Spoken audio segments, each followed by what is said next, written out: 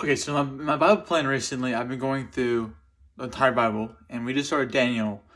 And I went and read Daniel 1 through 3 yesterday, which is Daniel going through all of the struggles with his relationship with Jesus and just God, and also really just all the pushback he's gotten from Nebuchadnezzar and just the outside world. And had a couple takeaways from that I really think that will be important for your walk with Christ. Firstly, being preservation, your preservation in all things will show to others that something is different about you. So when you walk through hardships and if you put all your eggs in God's basket, you'll live a different life than you would otherwise. Secondly, God will stay with you in your hardships, even through the hardships, even though hardships that you face are unlikely to be anything close to a fiery furnace and stuff like that. But God's going to be there for the smallest and biggest of your problems. So obviously, a big problem was, I'm getting thrown in a fiery furnace for Daniel and his friends. But a small problem for you could be, I'm having a little bit of issues with just my relationship with my parents, or having friend problems, relationship issues in general. God's going to be there with you no matter how big or small it is. It doesn't matter the smallest big problem or the biggest issue in the world. God's going to be there with you through it.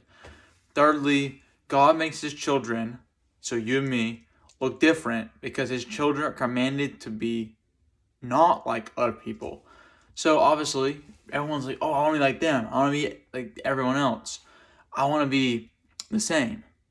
But God commands us to be different. As, let's say your friends are wanting to go do party and get drunk, but you can't go do that because that's part of your Christian walk, that you don't get drunk. And partying's fine, it's just not drunk partying. It's not this problem.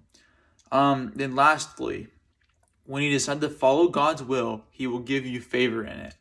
So Daniel and his friends were trying to follow God by eating the way that God wanted them to and not eating the meat and all that stuff. But obviously, there's no problem now with eating meat, but most likely all that food was being sacrificed to the gods that the Babylonians and Nebuchadnezzar's people followed. And God does not want us following any other god except for himself. So, and also with things like, not bowing down to Nebuchadnezzar's golden idol that he had, and instead, now just going to pray to God. And instead, it ended up leading him to be thrown in a lion's den and be killed. Not killed, almost killed, but God saved him. So, in reality, if you think about it, if you're thrown in a little cage with a bunch of lions, it's unlikely that lions are going to be just sitting there chilling and not, eating you up, like big time. Like you get every last part of you eaten.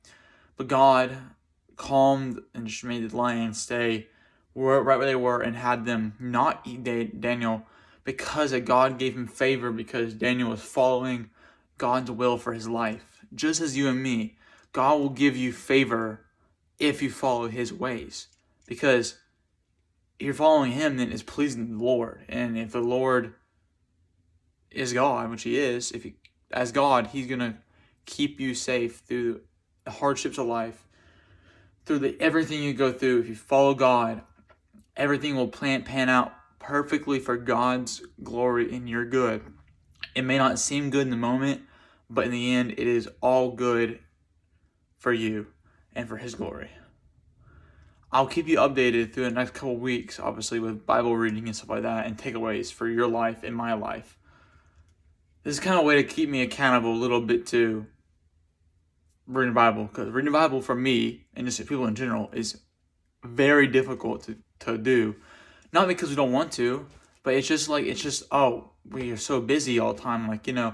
I don't have a whole lot of time for putting videos out on this channel all the time because of busyness. Because school, sports, my job, and it's just like social things are going on. Just life gets in the way sometimes.